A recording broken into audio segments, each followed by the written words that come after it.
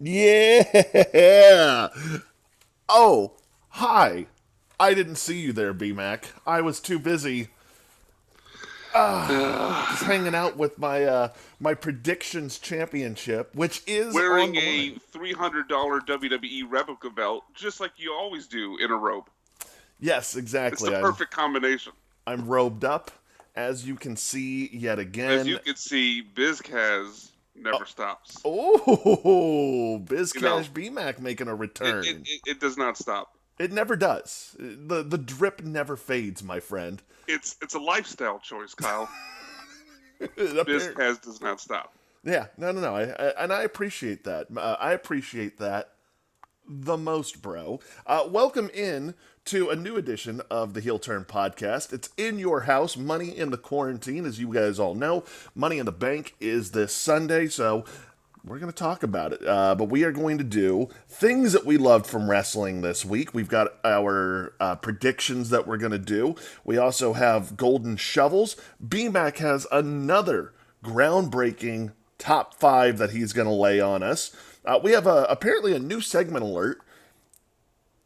You're gonna have to wait for the new segment alert. Oh, wow. Okay. That's Yeah. Just because unprofessional. just because you have the belt, I'm not even gonna call it a championship. Just because you have the belt doesn't mean you get to make all the rules. See, like, this is why I'm better than you and you know it. But we have a new segment alert called Time to Panic. We have a What's the Word? And, oh, there's a deleted tweet alert There as is. well. Yes, it's a good one. Well, first, we are going to kick things off the way we do each and every week in a segment we call Cleaner Botch, where we talk about the news, the rumors, the gossip of professional wrestling. And I'm very excited to lead off with this one because, bro, Bro. Matt Riddle opened up about the perceived heat that he has backstage in a recent meeting he had with Vince McMahon. He said, to answer your question, yes, some people I have heat with, but most of it's just high school caddy. He said this, people who just can't take a joke or a work. I've had to give talks at NXT. I'm like, hey, I'm going to tweet or say something that offends you. Realize I'm not trying to actually offend you. I'm just trying to make people think I am. If the employer is happy and I can make them money and make them a profit, and I'm worth my weight, and I'm pulling my weight, I don't see the problem. Cleaner botch on Riddle's explanation saying other wrestlers take things on Twitter too seriously, BMAC. Are you saying Goldberg and Brock Lesnar might take things the wrong way? First off, I don't believe you. Second, it's an absolute clean. I look, Matt Riddle is of the 2020 Twitter social media age. A lot of the people that he's offending are not, and I just don't think other people think. I think. Let me put it this way: I think other wrestlers who get offended overthink what he's saying. He is just doing through Twitter and social media videos what they would do in the market videos back in the 80s. He's talking trash about people he's trying to do business with. That's all this is. So, yeah, it's 100% clean. I don't think Matt Riddle has really crossed the line at all. It obviously has offended Goldberg, it's offended Brock Lesnar. But those guys are, guys in their 40s and 50s are coming from a different era and a different mindset that Matt Riddle and probably don't get it. But I think people around Riddle's age, and I'm sure there's some younger people who get offended too, and some people are just going to get worked up no matter what. But I think Matt Riddle is clearly, I mean, he's clearly one of the most popular superstars in NXT. I think he's going to be a future WWE World Champion. Vince clearly, I don't think has a problem with him at this point. I think there's probably some misunderstanding from time to time, but it's an absolute clean. I don't think Riddle's ever crossed the line with his working to get a reaction or start a storyline. Yeah, it's no surprise that Goldberg gets Exactly. upset over little things. I mean, remember, this is a guy who got upset that Chris Jericho was trying to go, trying to get into a program with him. Right. So, it's clean.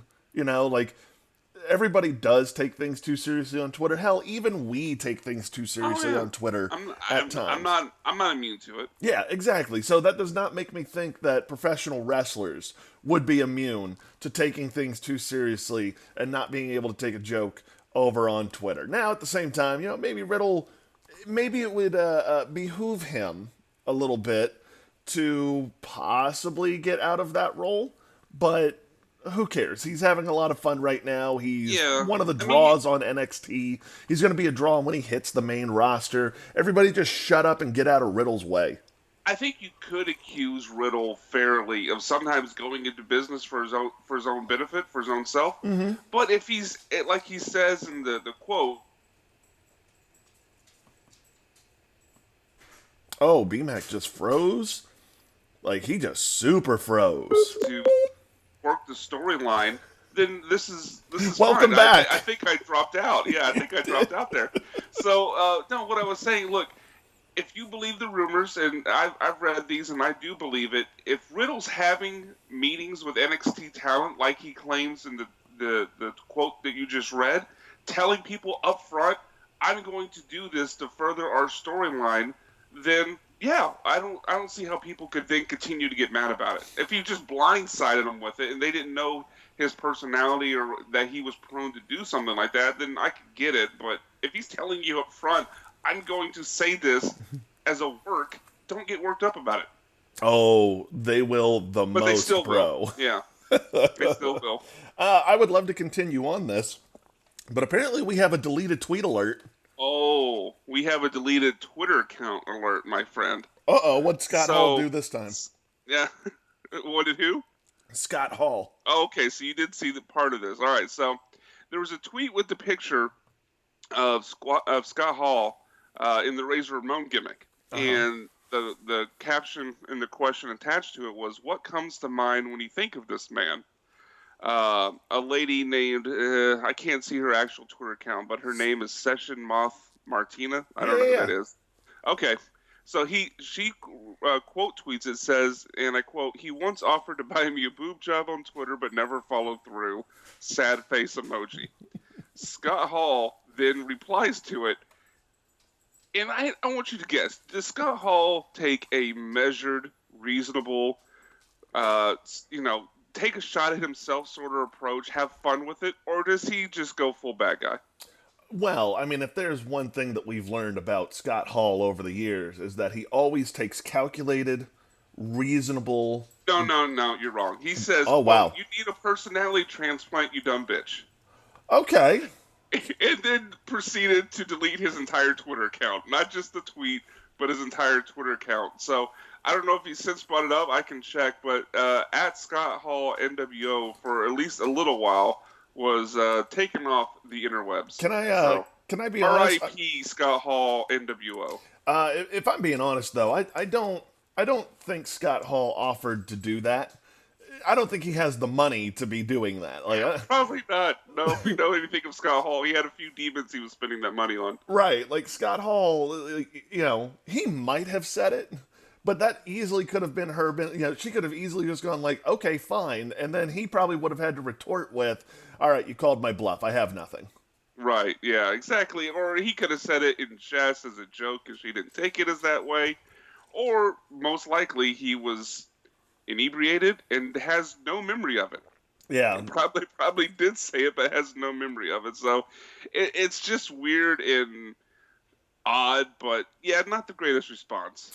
Yeah, definitely not the greatest thing for him to be saying. But you know what? It's not like Scott Hall's been making, great decisions his whole life. So no. I totally get it. But yeah, Scott Hall, maybe just sit a few rounds out on Twitter. Yeah, poor word choice. Sit a few rounds out? Yeah, just sit a few rounds out. Just, take... Yes, it's sat many rounds out, bro. Just take it easy there. Let's go ahead and play a What's the Word really quick. A source apparently told Wrestling News that WWE plans to turn everyone's favorite jobber, I guess, Apollo Crews heel. So, BMAC, what is your word to describe Apollo Crews going heel?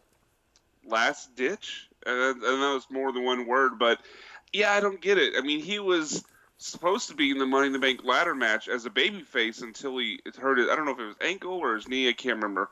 But it seemed like he was starting to get a mini push again. He had defeated MVP a couple weeks ago to qualify to be in the Money in the Bank ladder match, and started working matches on Raw again after they moved him over from SmackDown. So Look, I think Apollo Crews, and I'm going to compare. I've often compared him to this guy, and I'm going to stick with this comparison because this guy was able to come out of it once they allowed him to be himself.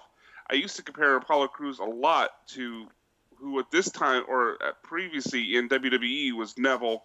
Obviously, now goes by the Bastard Pack. When he was Neville, great look, great body. You knew he could work in the ring, but he just didn't show any personality. The babyface Neville, once his call-up happened, he had the stupid purple cape and the man that gravity forgot and all that nonsense. And the presentation was just boring, and he Yeah. never showed any personality.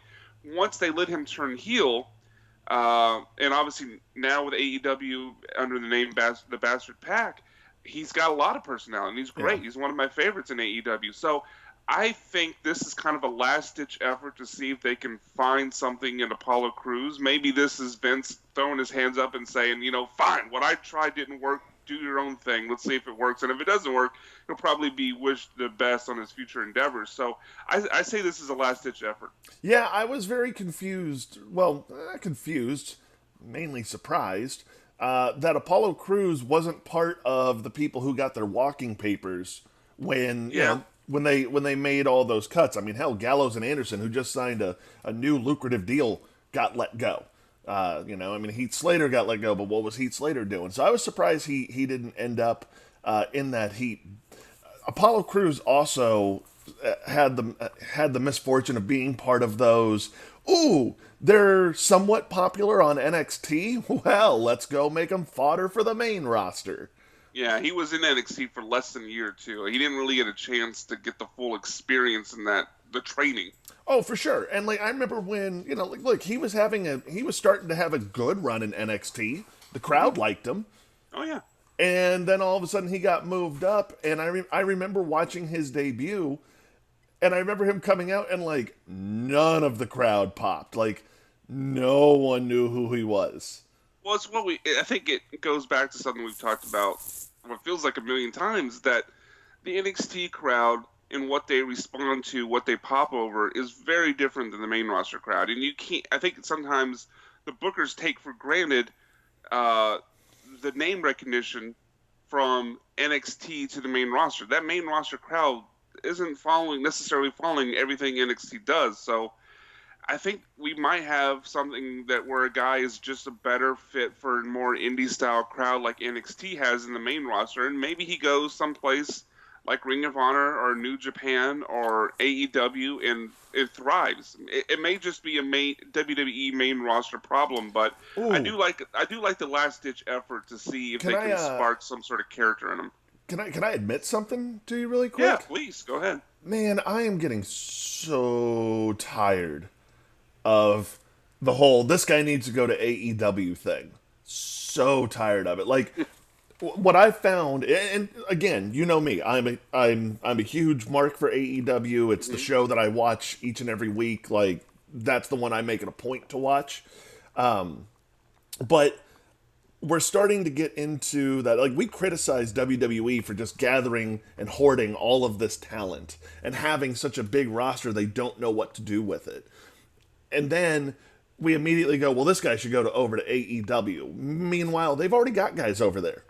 Yeah. It's a good point. I mean, I think it seems like a part of our weekly show is man, this guy's not being used well. Let's see what he would do in AEW. And if we put everyone who we thought could thrive in AEW actually in AEW, they would have a massive roster they can never possibly use. So, right.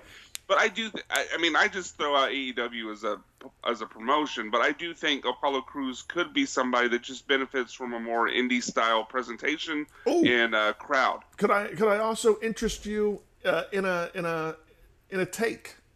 Oh yeah, I'm not gonna stop you. Go ahead. Okay. So I hear a lot of criticism when it comes to AEW of oh, these guys just hired a bunch of their friends and this and that. I was watching the show the other night, and I was like, that's actually a good thing.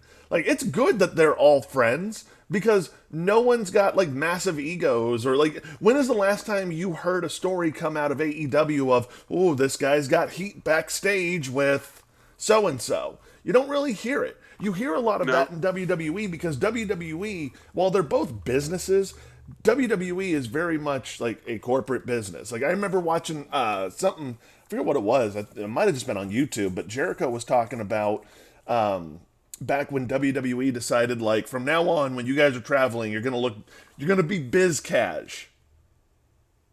Yes, we see the biz cash, B-Mac. We see that. Clearly copying me. Clearly. Clearly what's going on. But we see the biz cash, and Jericho talked about it. He goes, that's when we knew that they were becoming corporate because now you're taking away guys' individuality. Like, would you have made Jesse the Body Ventura dress biz cash? Would you have made Randy Savage dress biz cash when he was traveling? No, you were gonna let them be who they are outside of the ring.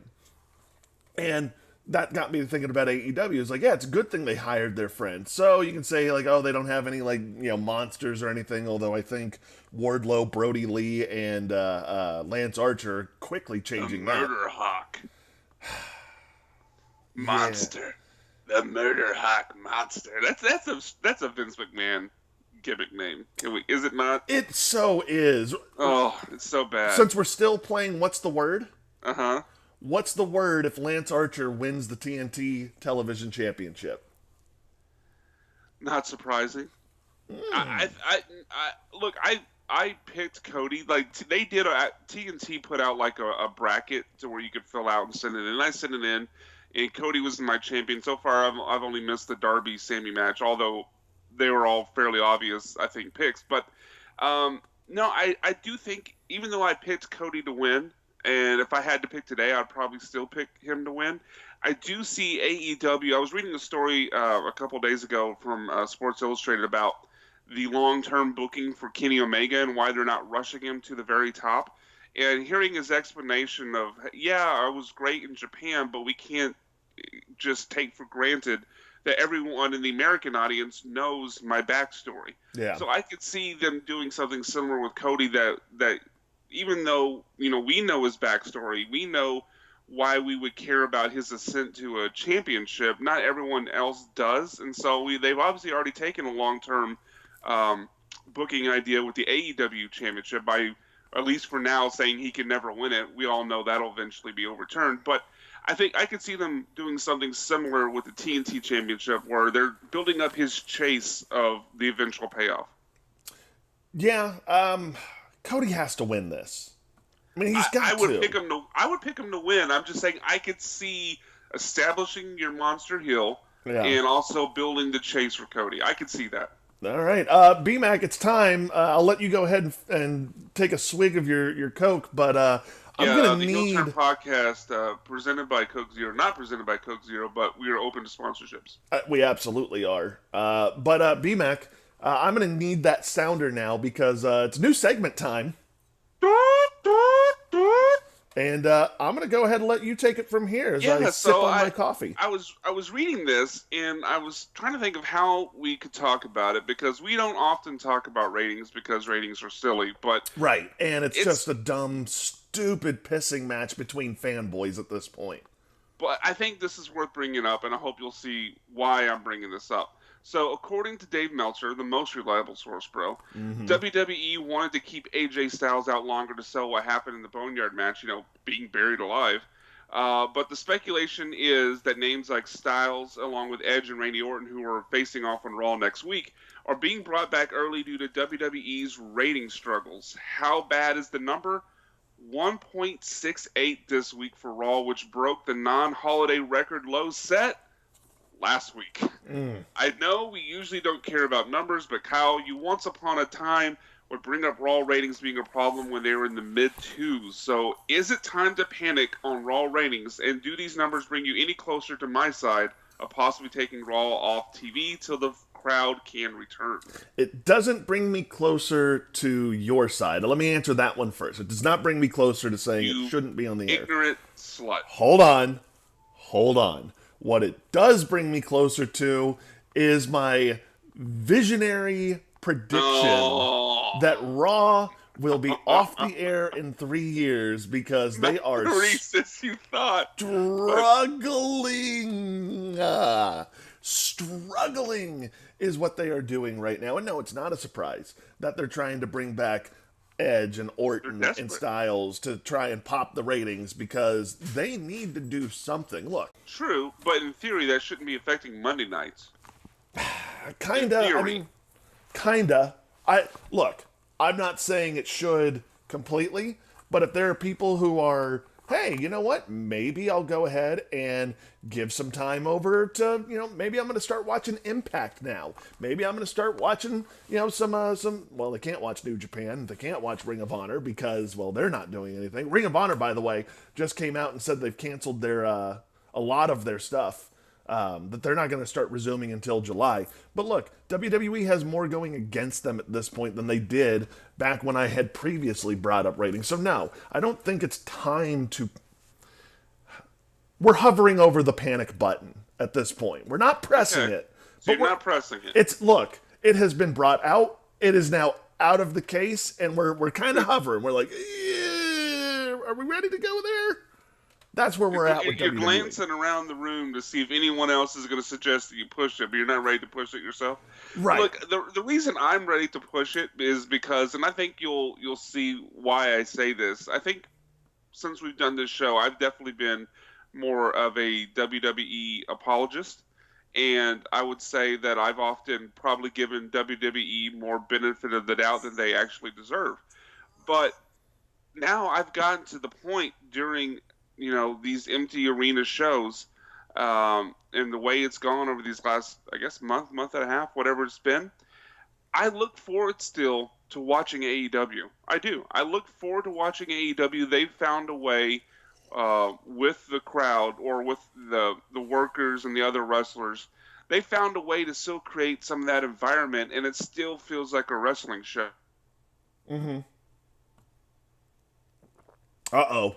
BMAC has dropped out yet again. So he's saying... My phone. Am I back? Yes, you are back. Okay, I don't know where I left off. Basically, what I was saying was, you've known this about me, Kyle, since we started this podcast, that I've been kind of a WWE apologist. I've been willing to give them the benefit of the doubt more often than not, whether they're watching Raw or SmackDown. I find myself checking my phone throughout the episode, but I do still look forward to watching AEW. When AEW comes on, I'm paying attention. I'm watching the show. Raw or SmackDown's on, I'm surfing through Twitter. I'm looking at different stuff for the show doc. Barely paying attention to the show. It just feels, WWE programming right now feels like more of a chore than something I'm watching for my own entertainment. And so, for that reason, I am pushing the panic button. Okay, well, I mean, you can panic away all you'd like. Look, again, and I'll be honest. Panic and freaking out, man. Look, I will be completely honest, man. I have not been watching WWE because it is different. But I'm fine with that. Like, it has not made me upset that I'm not watching it. It's just... Yeah, it's a shame, man, because some of the new talents on there I really enjoy. Angel Garza and Austin Theory, I think, have huge futures for the company. Yeah. But they're a part of a product right now that the presentation is just not... It's just not... I don't know why WWE's been hesitant to adopt what AEW's done with the other wrestlers and the workers. Maybe they just... Have you moved on and transitioned it into No, BizCash BMAC? Like Chris Jericho, I'm a chameleon, and it just depends on the mood and my feelings for the day. I'm still a visionary, but the visionary sometimes needs to look the part. That's all I'm saying. Okay, so, you know what? I'm just going to go ahead and make a booking. Look, I know you, Kyle, as someone who wears robes all day, even while at work. People have told me you wear the robe at work. You can't understand and appreciate the obvious pluses of being in BizCaz at all times, but I think the people understand why I'm in BizCaz. And yes, the visionary can be both the visionary in BizCaz. That's cute. So I'm going to go ahead and put on my Booker hat now, and we're going to transition you into BizCash BMAC. You are no longer the visionary. You can't have two gimmicks running at the same time. I can have all the gimmicks, sir. That's too confusing to the audience at home. Look, do you want me to have to start bringing in Edge and like I'm gonna have to start bringing in Marcus to boost ratings if you continue trying to have too many gimmicks. Edge and Orton, go ahead. I'm fine with that. Right. Hey BMAC, you got canceled for Marcus. Ah, anger. Hey BMAC, you got canceled for AJ Styles. Understandable. Yeah, that sounds like a sound decision. All right, so let's go ahead and launch into it to BizCash BMAX groundbreaking top 5. Yes, so you sent me a text the other day with an apology from your most selfish daughter, So Monica selfish. Rose, and saying that she would like a new groundbreaking top 5. And even though she was in no position to negotiate Right. after what she did, she knows what she did. She does. I decided to give in and do the groundbreaking top 5. Give the people what they want In anyway. fact, So look at her. Look at her. This is how upset she is that she's just. it just looks like a blob. I can't tell anything over the TV. So hold on, really quick. Yes. The way she lays at night. I told my wife, I was like, she looks like a chalk outline.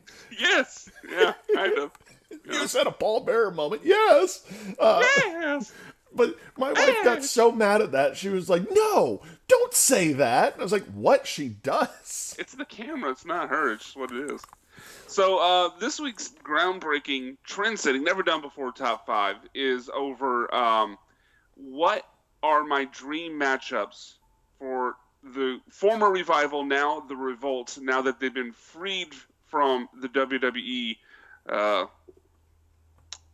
booking. I don't know, whatever you want to call what they were doing with them as of late, trying to turn them into a comedy gimmick. So here are my top 5 matchups that I would love to see the Revolt take on the former Revival matchups. Now, one of these, I'll admit, is not going to happen because they're not in WWE anymore, but just stay with me. So number 5, I think you'll like this, the Gorillas of Destiny. I would love to see that matchup. The Tongas, Bullet Club. I would love to see the Gorillas of Destiny take on, and obviously not someone that watches New Japan a ton. I watched them more when Styles and Nakamura and those guys were there, and it was broadcasting on Access TV.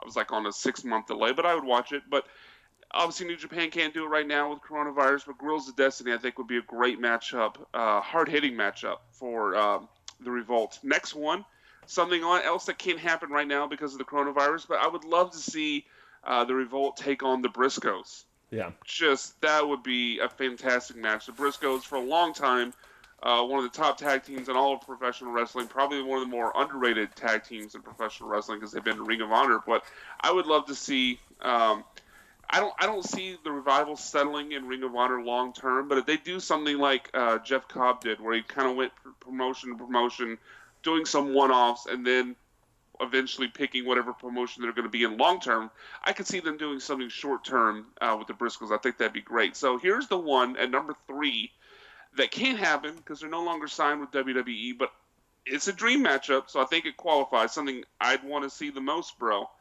I'd love to see the Revolt in a one-off in NXT where they were the best. They were, I think, arguably the best NXT tag team we've ever had. Mm-hmm. I would love to see them go up against the current NXT tag team champions, the Broserweights, Pete Dunne and Matt Riddle. Bro, shut up and take my money, bro. Mm-hmm. So my last 2 are in AEW, where I think they're going to end up eventually. If we were doing a what's the odds, I'd put it at 95%. I think it's going to be AEW. But my last 2 are in AEW. Number 2, Best Friends. Best Friends was a tag team that I knew basically nothing about before AEW came around. But, man, I've really grown to like them. Obviously, the Orange Cassidy connection helps because he's one of the most entertaining things in professional wrestling. He's the greatest wrestler of our generation. People have said that, and Yeah. I agree with those people. But I also think, this is a take you've had, and I agree with you. I think Trent, if they book him right, is a huge future single star. Anyway, I love Best Friends, and I would love to see babyface Best Friends versus heel the Revolt. That's perfect. And the number 1, and even though I'm not the biggest fan of them, it's a storyline they've been writing for years through social media. The contrast of styles would be fantastic. The babyface Young Bucks versus the heel the Revolt would be absolutely awesome. That has to be number 1 on my list, and it is. Yeah, look, I think I would replace the Broserweights. I like your list. I'm glad you threw in Gorillas of Destiny and the Briscoes. I think those are 2 of the best teams not signed to a major American promotion. I don't know why the Briscoes won't leave Ring of Honor, and I'm fine with that. Again, they're just one of those teams that if they're doing something, I'm going to watch it because they're insane and they're just really good at what they do. Yeah. God obviously over in New Japan, and I don't really see them leaving. I would like to. I would like to see now that Gallows and Anderson are no longer with WWE. I would love to see them against the Revolt because again, you'd have. I think the story would be cool. Two teams that were at this one company. I don't really ever remember them having matches. I know I've seen it, but I couldn't tell you the show it was on right now. Look, I'm sure. I'm It wasn't positive. memorable. Exactly. I'm positive they've had a match, but look, WWE wasn't investing anything into those two teams when they did have a match. Did you hear them on the latest Talk Is Jericho? Not yet. I will. I'll probably get to it this weekend or early next week. So they did confirm that those leaked images of their those are real. 100%. Oh, And Vince. here was the other cool thing. They were willing to do it because they were willing to do everything on their way out. In fact, Hell, they went along with the shaving cream bit forever. They even said that they didn't request their release until they were actually made tag champs because they didn't want to get the perception that they wanted to leave because things weren't going their way. Mm-hmm. They didn't want to be known as that disgruntled team who pissed everybody off on the way out. They didn't want that. So good on them.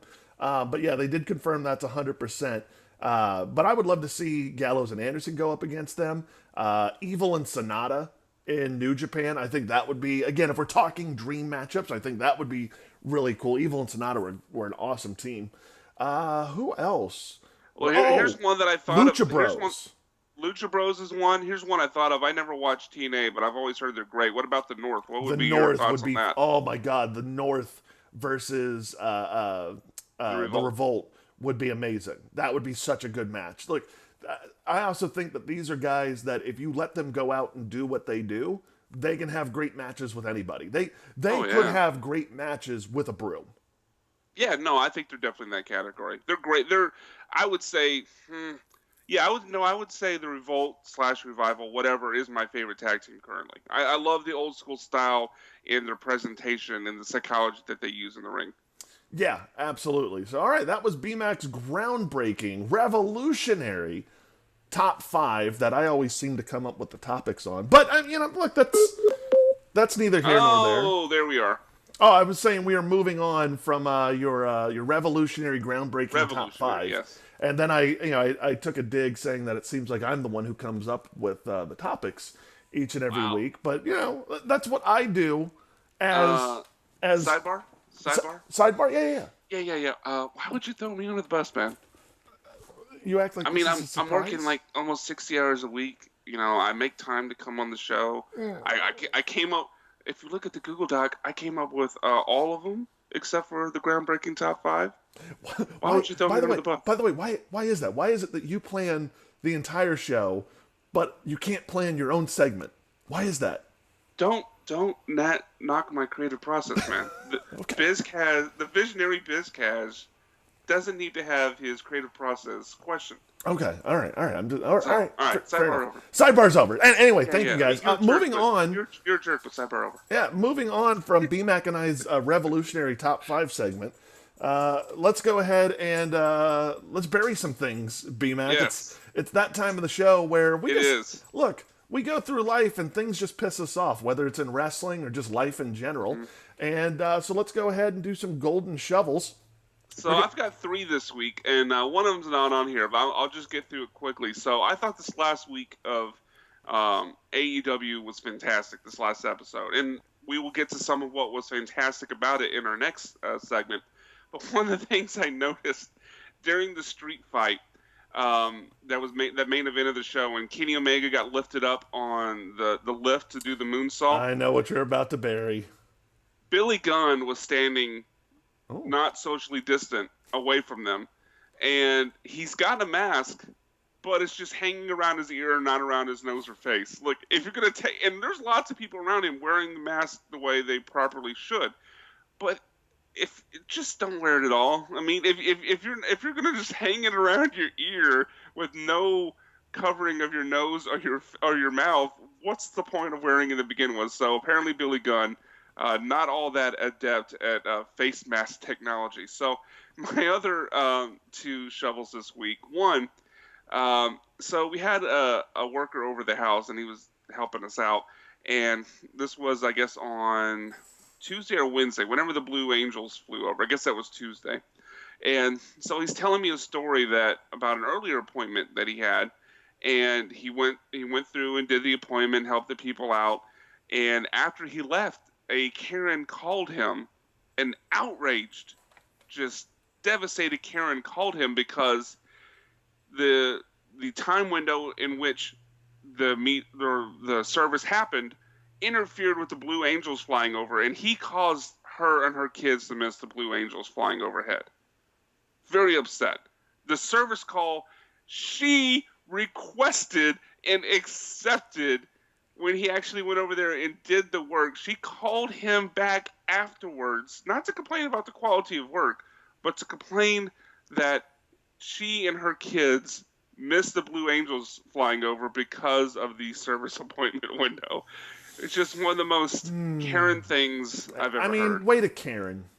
Yeah, it's just, I don't know if it's Karen of the week, but it's up there. That's a pretty strong candidate for Karen of the week. I thought so. It takes a very special Karen to get mad over, I missed the 10 seconds of flying planes because you were doing a service call I requested and accepted and fixing something. How dare you, sir? My last one, and I know you've seen the story. I'm wearing one of my mini Longhorn shirts. Earl Thomas. What the hell, man?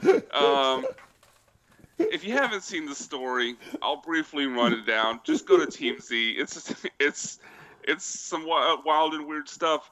So basically, Earl Thomas and his wife Nina got in an argument recently about how much he drank. So he handled it like most mature adults did, and had an open and frank conversation with his wife where he addressed the issues at hand, and they agreed upon a path forward to better their marriage. No, that's not what Earl Thomas did. No, that's not what Earl Thomas did. So Earl Thomas's brother picked him up. They went to an Airbnb and had an orgy where they were both involved, which is just having an orgy with your brother present and participating, just kind of the most weird thing. It's definitely up there. Like we were talking about my story being a possible Karen of the week. This is weird behavior of the week. This is something that should happen in Florida. Not wherever Earl Thomas was. I can't remember if he was in Texas or not. But, yeah, the story goes on to where she's able to track his location by going into his Snapchat, calls over a posse of her girlfriends to come with her and confront him, brings a loaded gun that she thinks is unloaded, but there's a round in the chamber. She's got the gun at his head with her finger on the trigger and no safety, thinking it's unloaded, but luckily Earl, for his benefit, was able to wrestle the gun away from her. I don't know, because she said to the police that she was trying to just scare and threaten Earl. As a part of that, I've seen in movies, everything we see in movies is true. You've seen people pull the trigger as an ultimate, get right or this is coming your way. Had she done that with the round in the chamber, we would be talking about a different scenario. So, man, I thought the worst thing Earl Thomas would do to offend me was not tackling Michael Crabtree in 2009 to ruin the Longhorns' perfect season, but he found a way to top it. So that's my last shovel for this week. Did you see his video where he was like explaining? I love that he said, these things happen. No, they don't happen. This does not happen. There's no. You know how people say sometimes, like, celebrities, they're just like us. No, they're not. This is not you cannot understand this problem of renting an Airbnb to have a sex orgy with that includes your brother without millions of dollars in the bank. Yeah, Earl Thomas has been so removed from regular society that he's just like, wait, we all don't have orgies that involve our brothers and get held at gunpoint by our wives? That's not a thing? That's not a common thing? These things happen, Kyle. You understand. These things happen. I mean, technically he's not wrong because that thing did happen. It did happen. So, yeah. God. All right, let me go ahead and jump into my golden shovels. Not too many golden shovels I have here. I'm just going to go ahead and lead off with people who leave trash in their shopping carts. You're just the worst human beings. Trash people.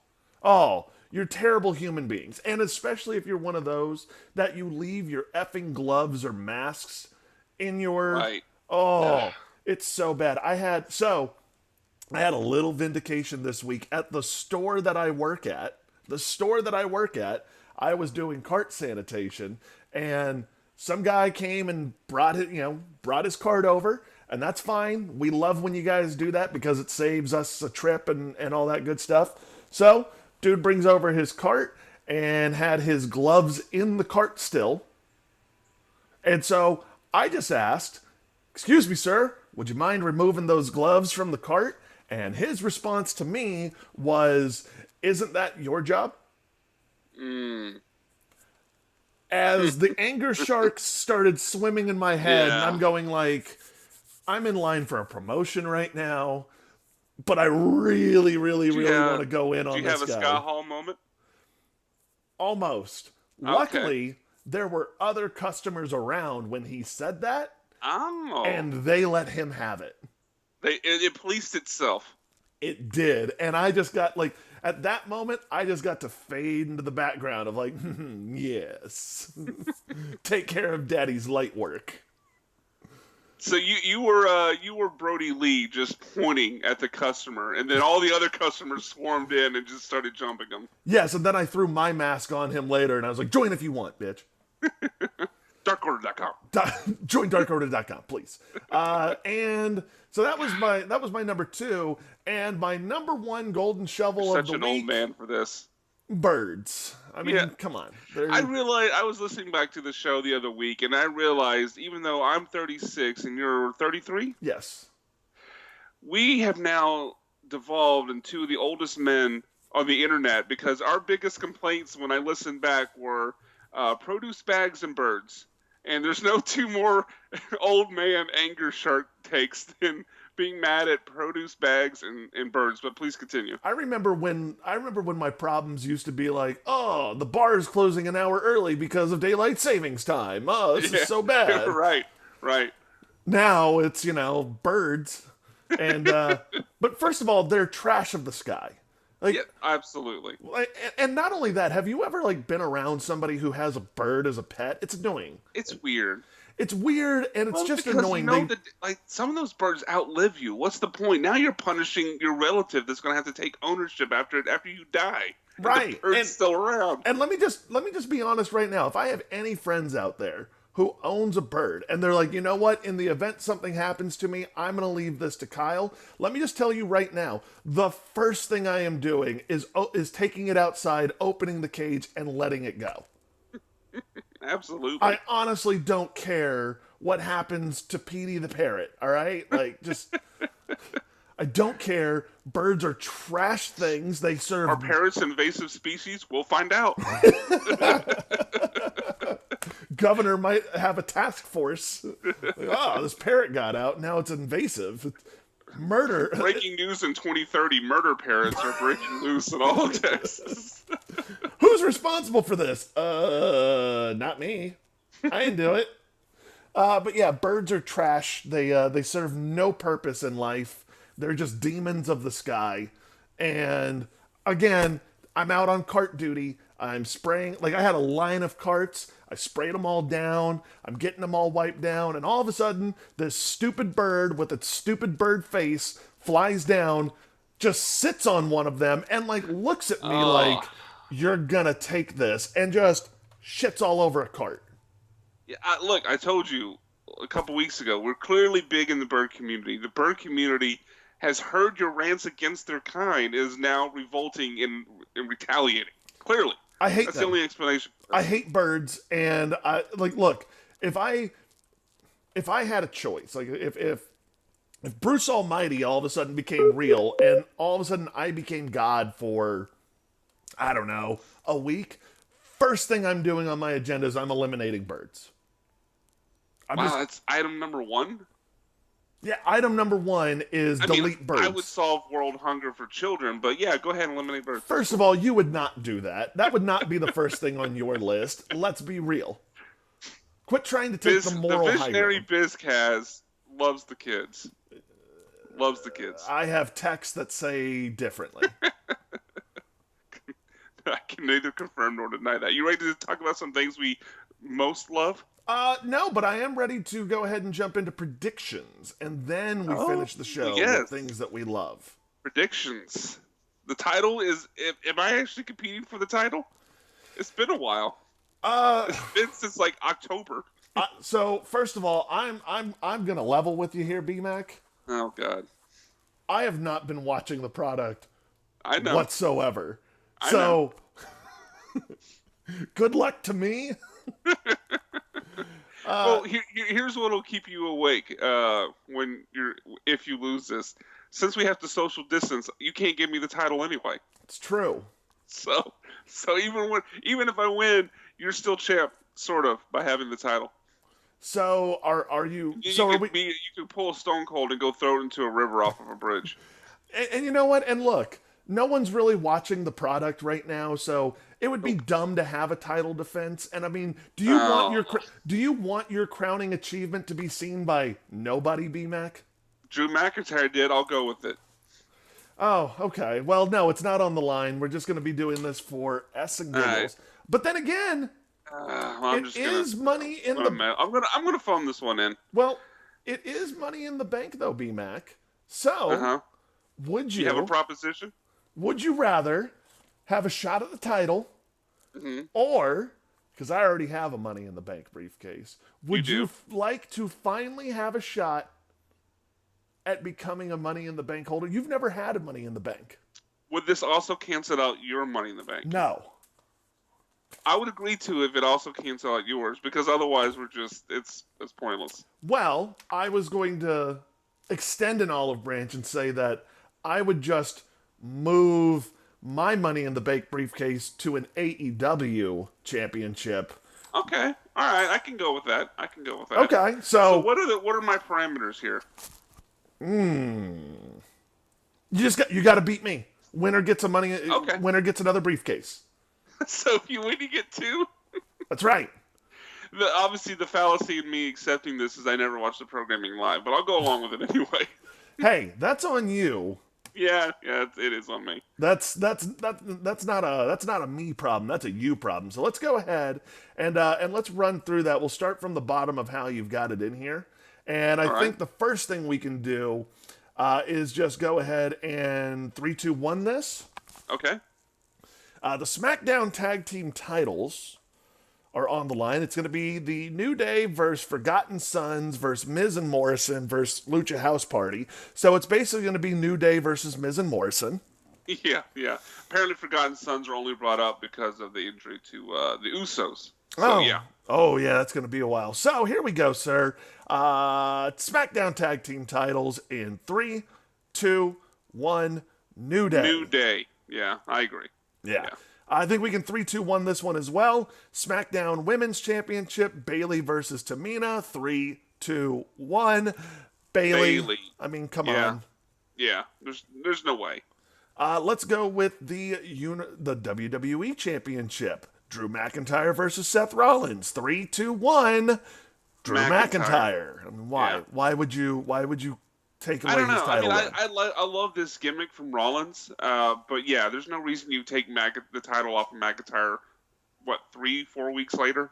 No. Yeah, that would make absolutely no sense. But then again, knowing WWE, expect the unexpected. The Katie Vick storyline happens. So it doesn't always have to make sense. Then we have the Universal Championship, Strowman versus The Fiend. 3, 2, 1, Strowman. Yeah, we're going to agree on probably all of these except for the Money in the Bank winners possibly, but I don't like, I'm a mark for The Fiend, but I don't like The Fiend being in this spot right now to lose, and I think he's going to lose because, why would you take the title off of Strowman, 3 weeks later? But I don't want to see The Fiend go back into a position unless this is going to be wrestled as Bray Wyatt and not The Fiend, which is possible. The graphics seem to indicate that. Then you can set up a return, but I don't like to see Bray just turn into a challenger. I'd like to see him kind of rebuild to the point until he can then take it back. And obviously that's not going to be Sunday. Take it back. Is he also going to be stealing signs and signals? Oh man, really? Really? What? What? I'm retroactively going back and giving a golden shovel to that comment. Oh, I'm sorry. Did the Astros not do that? They did. Yeah, They did. exactly. All right, so let's save the outrage there, Earl I can Thomas. show outrage whenever I want to, sir. Look, stealing signals and signs, these things happen. The, yes, those things do happen. The other things Earl talked about, not as much. Let's go to the Women's Money in the Bank Championship. You've got, I'm sorry, not championship, but Money in the Bank. You got Shayna Baszler, Nia Jax, Dana Brooke, Asuka, Lacey Evans, and Carmella. BMAC, who do you have? Shayna Baszler, you knew that was going to be my answer. Yeah. And I'll be disappointed if you don't take Dana Brooks since you're the only one professing her greatness. But I think Shayna Baszler needs to be the Money in the Bank briefcase holder. I think of all the people listed here, Carmella's already had her run with it. Asuka. He dropped out again. In there. You know what? Hold on. I'm going to retroactively go back to Golden Shovels, and I'm going to bury your Wi-Fi connection because you just. I'm not on Wi-Fi. I'm wired. I can't show it to you, but I'm wired in, man. It has not been a good showing. Hey, it could be yours. I don't know. No, I have not dropped out once, my friend. But last thing I heard was Asuka. Yeah. Oh my God, he just dropped out yet again. What is going on in our hood? BMAC is just dropping out constantly. Oh my God. Yeah, I'm just dropping out all over the place. Quickly, Lacey Evans as a babyface, I don't see it. I think Shayna Baszler is the obvious answer. See, I think if you don't pick Dana Brooke, you're a fraud. First of all, Dana Brooke has been putting in work. Dana Brooke has been getting better at her craft. I love a hard worker. She's also by not being on TV. Doesn't matter. Doesn't matter. She's been hanging out with the animal Dave Batista. Been showing her a few things. Having said that, yeah, one thing in particular. Having said that, she's not going to win this match. I would love for her to win, but she ain't. Shayna Baszler is the obvious answer, but I think that Asuka dropped out yet again. Well, at least we're at the end of the show. We are, and can't come soon enough. But I'm saying that Shayna is the obvious choice, but damn, Asuka's been a lot of fun. She has been awesome. The things I wouldn't hate it if Asuka won. Yeah, the thing I think should be a fun Money in the Bank briefcase holder as well. I think there's a lot of potential with that gimmick. But yeah, Shayna's the obvious answer. Said, yeah, it's got to be Shayna Baszler. Come on. All right. Finally, we move on to our last one, the men's Money in the Bank. Daniel Bryan, Aleister Black, Rey Mysterio, Baron Corbin, AJ Styles, and Otis. I would love to see Otis climb the ladder. Right? Personally. Yeah. That has to be my sentimental favorite. But yeah, anyway, moving on to the picks. Who are you taking in the men's Money in the Bank, B-Mac? Oh my God. He dropped out yet again.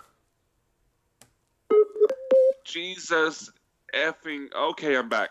All I heard was that you were taking Otis and then you froze. So you're taking Otis. Then I would love the pick to be Aleister Black. I want to see this for him. I don't think it's his time yet. So I'm going to be a bit boring with my prediction, and I'm picking the phenomenal AJ Styles. You son of a bee. You absolute son of a bee. That's who I was going to take, was AJ Styles. I mean, he gets brought back. They're trying to do this, rating for ratings and get him involved. But then again, wasn't this match filmed? Were they going to bring him back after Money in the Bank? Originally. Huh. I wonder how they're going to incorporate that in. You know what? I think we're going to have somebody win the Money in the Bank briefcase, and they're going to be a 2-time Money in the Bank holder. And I want to see that honor go to Daniel Bryan. Okay, because Baron Corbin, that would also apply to. I wasn't sure where you're I'm going going. to So your take pick is Daniel Bryan. I'm going to pick Daniel Bryan. I All think he right. would be again, I think he would be a fun Money in the Bank briefcase holder. I wouldn't mind that. Yeah. But the only reason I'm taking Daniel Bryan is because you took AJ Styles, and I think AJ Styles is actually going to win it because, well, he would be a phenomenal Money in the Bank briefcase holder. I see what you did there. Ah, ah, Yeah. ah. With So, great robe comes great responsibility. And you pulled it off there, sir. thank you. I appreciate that. All right, let's go ahead now that we've done our predictions. Let's end the show on positivity like we do each and every week with our things that we loved from wrestling. It used to be only 2 things, but in the time of Rona, I've gone ahead and opened it up to multiple things. So, BMAC, go ahead with your long ass list. I'll go through them quickly. So, my first one was actually from the week before, but your most selfish baby cost us that show. So, I'm going to give my first love this week to Braun Strowman, the Universal Champion, donating 1,000 meals to Orlando area hospital workers. Just a great move, great move. Yeah. And I feel that needs to be brought up on today's show. The rest of the stuff is all like actual wrestling basically, but the AEW Street Fight, the main event of this most recent episode, fantastic. And I know you're going to talk about a specific spot in it, but man, there were a few spots, including the one you talked about, Kenny Omega's moonsault, and a few others. Some stiff chairs. There was that shot with the slippery when wet floor sign.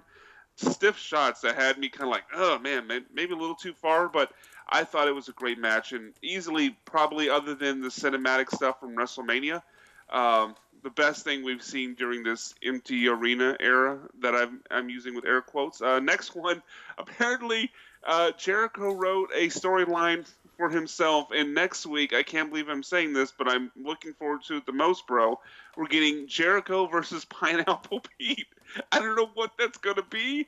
I don't know how that's going to look, but I don't care. I'm looking forward to seeing Jericho taking on Pineapple Pete, who he'd been bashing on weeks for commentary. Next one, MJF. I mean, him being back, the ringside interview with Shivani was hilarious. Kind of taking shots at Sean Spears. His filmed promos was great too, where he had the throne, swapping that all out. It's just MJF is one of the best characters on all of wrestling, top 3 probably for me. So having him back on a weekly basis is just awesome. And my next 3, I'll go through them quickly. I like the idea, and it's in my it's in my loves here, but getting Moxley versus Brody Lee for the world title, I love. I don't know if I love it right now because I don't want to see Brody lose. I'd love to see Brody be the guy that overcomes Moxley like months from now. But I love that we're getting that match, and I'm looking forward to that at Double or Nothing.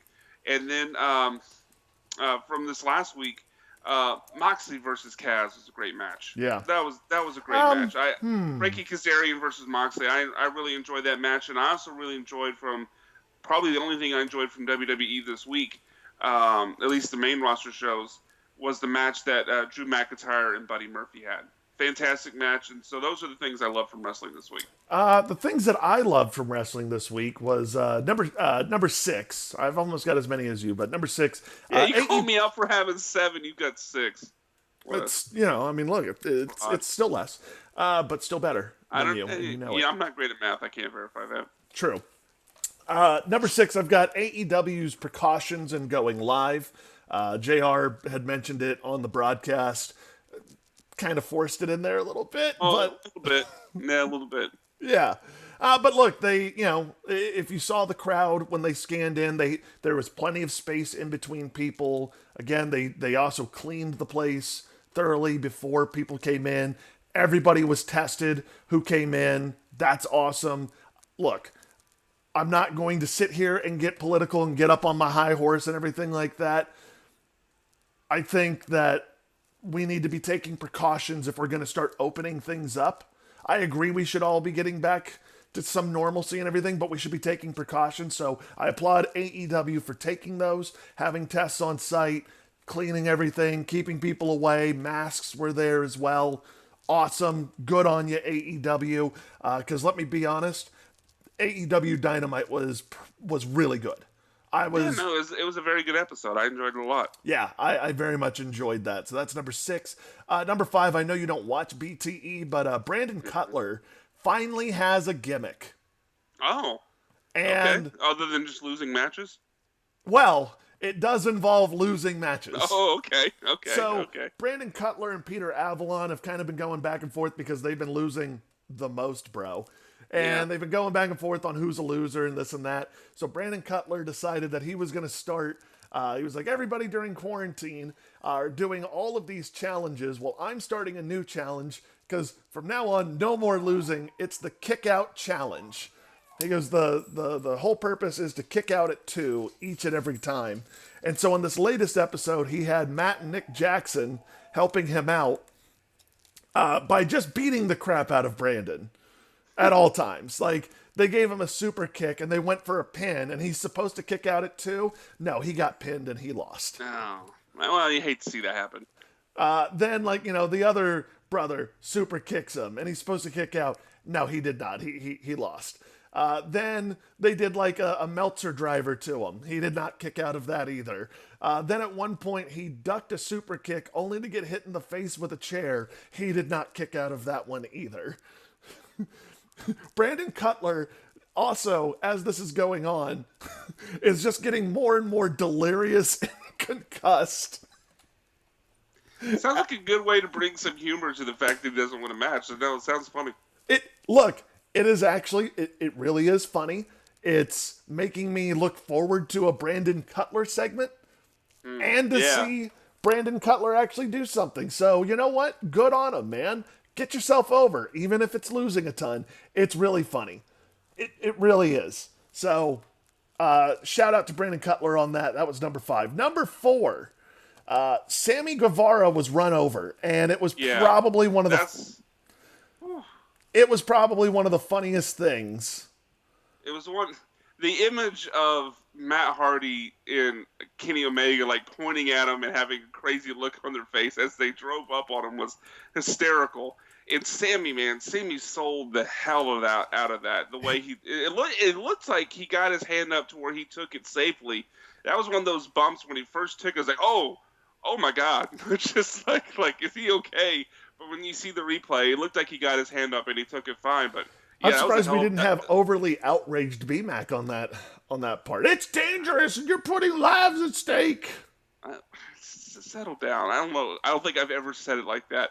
There are still too many chair shots to the face and head in AEW. They're doing that more and more often. But no, I'm not going to bring that up right now. By the way, also shout out to my best friend Sammy Guevara, who is even proving further that he is my best friend, because last night when I saw that, I put out a tweet where I said, has anyone contacted Commissioner at Real Mick Foley about launching an investigation into who ran over at Sammy Guevara on hashtag AEW Dynamite? Because that's how things go. Whenever there's vehicular manslaughter involved, you do not go to the police. You go to Commissioner Foley.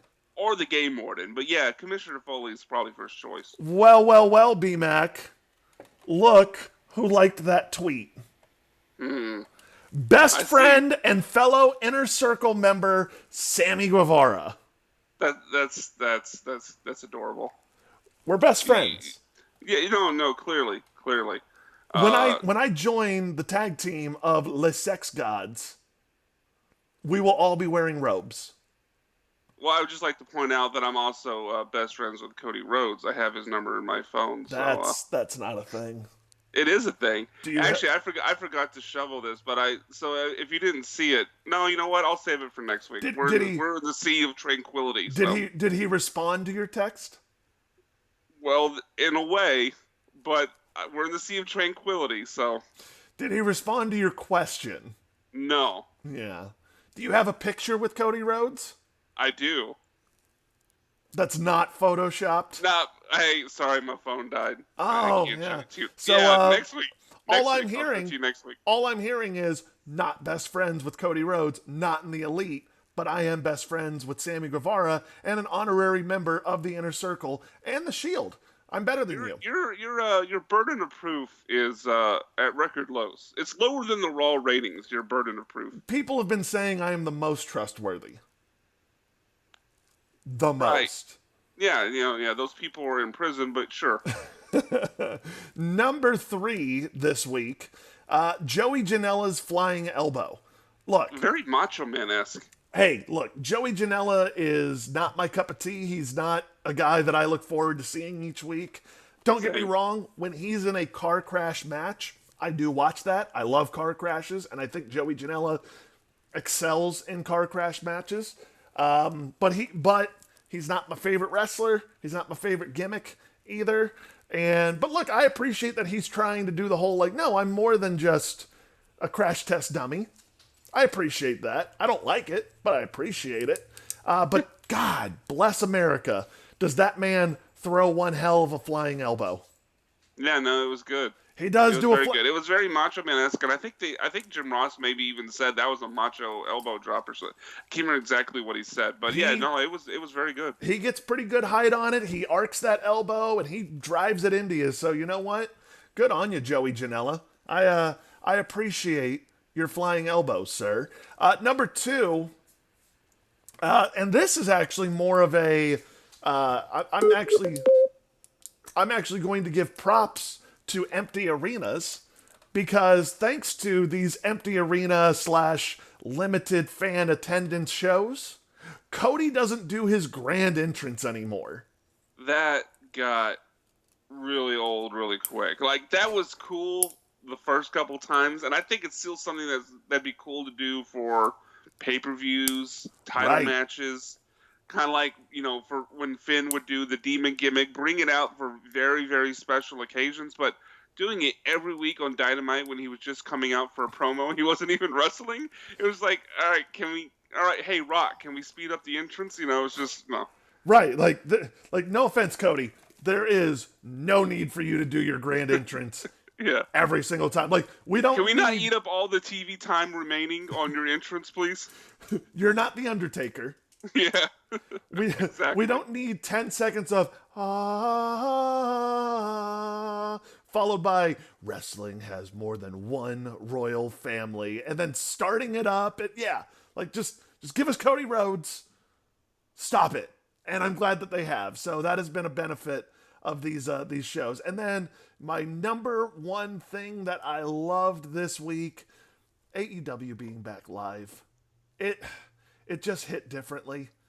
Even though it was limited attendance, it was still, but like, it was nice while Brody Lee is cutting a promo on Jon Moxley.